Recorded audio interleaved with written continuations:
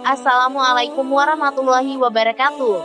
Sahabat beriman, dimanapun kalian berada, semoga kalian selalu diberi kesehatan. Pernahkah kamu mendengar kisah tentang Danau Tiberias? Pada dasarnya, danau ini memiliki sejarah yang cukup panjang bagi tiga agama sekaligus. Berbagai pemberitaan tentang danau ini semakin ramai ketika kondisinya dilanda kekeringan. Terlebih misterinya yang terus dibahas dari tahun ke tahun. Saat ini, danau ini dikuasai oleh Israel. Namun, sebenarnya lokasi tepatnya berada di antara wilayah Palestina dan Suriah. Danau ini berada di bawah dataran tinggi Suriah, Golan, dan Galilea di Palestina. Letaknya sekitar 213 meter di bawah permukaan laut sehingga disebut-sebut sebagai danau air tawar terendah di dunia. Danau yang memiliki sebutan Sungai Galilea ini memang bersejarah bagi agama Yahudi, Kristen, dan Islam. Bagi masing-masing agama, danau ini memang memiliki kisahnya tersendiri. Menariknya, kepercayaan mengenai kisah danau ini tidak hanya diyakini satu agama saja. Bahkan tolak ukur atau pertanda kiamat melibatkan keberadaan danau ini. Danau Tiberias bagi Yahudi dan Kristen. Bagi kedua umat tersebut, danau ini diyakini sebagai tempat Yesus menunjukkan salah satu mukjizatnya, yaitu memberikan makan bagi 5.000 orang. Umat Yahudi dan Kristen juga meyakini bahwa di kota nelayan ini merupakan salah satu tempat tinggal Yesus. Danau Tiberias bagi umat Islam. Bagi agama Islam, danau ini diyakini sebagai pertanda munculnya Dajjal. Hal tersebut merupakan salah satu tanda datangnya hari kiamat. Hal ini juga beriringan dengan mengeringnya pohon kurma di daerah Baisan. Begitu pula dengan mata air Zugar yang letaknya tidak jauh dari danau air tawar ini. Hal ini sesuai dengan yang diberitakan oleh Nabi Muhammad bahwa kemunculan Dajjal salah satunya ditandai permukaan air Danau Tiberias yang menurun. Peristiwa mengeringnya Danau Tiberias. Danau ini memiliki panjang sebesar 20 km dan lebarnya 12 km. Danau Tiberias juga memiliki bentuk unik dan tidak seperti danau pada umumnya. Jika dilihat dari atas, danau ini bentuknya menyerupai alat musik lira atau dalam bahasa Yunani disebut kinor. Alat musik tersebut merupakan dawai yang biasa dimainkan di masa Yunani kuno. Hal tersebut mungkin menjadi alasan danau ini memiliki sebutan lain, yaitu Kinneret. Danau ini memiliki luas permukaan mencapai 166 km persegi. Tak heran jika Danau Tiberias juga merupakan danau air tawar yang terluas di Israel. Bahkan airnya menjadi salah satu cadangan air bersih terbesar.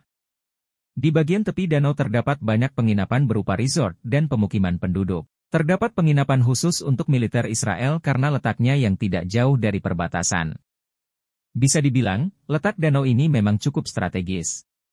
Danau ini menjadi sumber mata air sekaligus kawasan elit dengan berbagai hiburan. Di sisi lain, danau yang berada di dataran tinggi Golan ini memang mengalami kondisi krisis. Air di dalamnya pernah mengering dan semakin kering. Di tahun 2008 lalu, danau ini masih bisa menyediakan cadangan air sebanyak 400 juta meter kubik per tahun. Namun 10 tahun kemudian, cadangan airnya turun drastis menjadi 30 juta meter kubik saja karena kekeringan. Mengalami kekeringan di tahun 2017. Bahkan sudah mencapai angka 212 meter di bawah permukaan laut dan terlihat mengerikan. Hal ini karena angka tersebut hanya sedikit di atas nilai membahayakan, yaitu 213 di bawah permukaan laut. Di tahun berikutnya, yaitu 2018, danau ini juga terus menyusut signifikan menjadi 1 cm per hari. Jadi, kamu bisa membayangkan kondisi danau ini terus mengering dari tahun ke tahun. Penyebab mengeringnya Danau Tiberias. Banyak ilmuwan yang terus mencari tahu mengapa danau ini terus mengering. Salah satu spekulasi yang diungkap adalah karena kondisi kekeringan yang berkepanjangan. Kekeringan parah sempat terjadi sehingga membuat danau mencapai titik terendah di atas permukaan laut. Bahkan angkanya merupakan yang terendah dalam 100 tahun terakhir. Hal ini dipercaya terjadi karena perubahan iklim global. Namun kemudian pernyataan tersebut dibantah oleh Michael Litter, Wine dan Ben Gurion University. Mereka menyatakan penyebab kekeringan danau ini adalah karena pertumbuhan populasi yang semakin padat. Selain itu, pengelolaan sumber daya air yang tidak tepat juga menjadi penyebab utama lainnya. Disebutkan bahwa distribusi dan alokasi sumber air di danau ini memang bermasalah. Terjadi proses penyerapan air ke dalam tanah sehingga menyebabkan pencemaran langsung.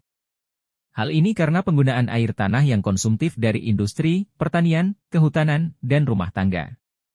Tak heran jika sumber daya air ini jadi tidak terbarukan. Pemerintah Israel sendiri saat ini sudah membangun fasilitas desalinisasi yang disebut lebih baik.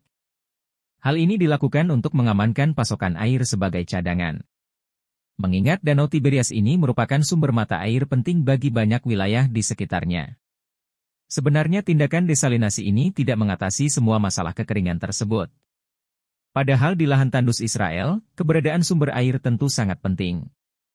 Tak heran jika peristiwa kekeringan ini memberikan pembelajaran penting bagi pemanfaatan sumber daya air di berbagai belahan dunia. Terlepas dari sejarah dan kisahnya, kekeringan danau ini memang memberikan banyak efek negatif bagi warga sekitar.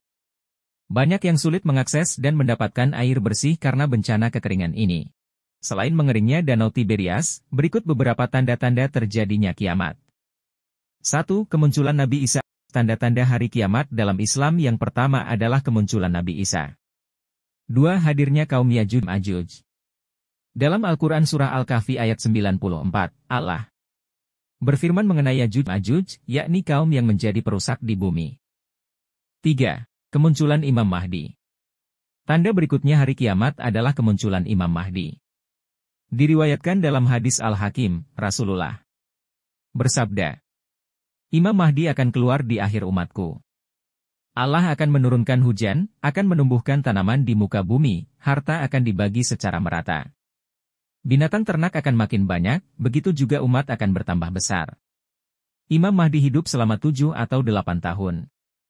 4. Kemunculan Dajjal. Kemunculan Dajjal juga menjadi satu di antara tanda hari kiamat. Rasulullah Shallallahu Alaihi Wasallam bersabda, tidak ada satupun makhluk sejak Adam diciptakan hingga terjadinya kiamat yang fitnahnya lebih besar dari Dajjal. Dijelaskan, tanda-tanda kiamat dalam Islam adalah Dajjal akan menyebarkan fitnah di muka bumi. 5. Matahari terbit dari arah barat. Matahari selalu terbit dari arah timur dan tenggelam di barat. Namun, tidak halnya ketika hari kiamat datang.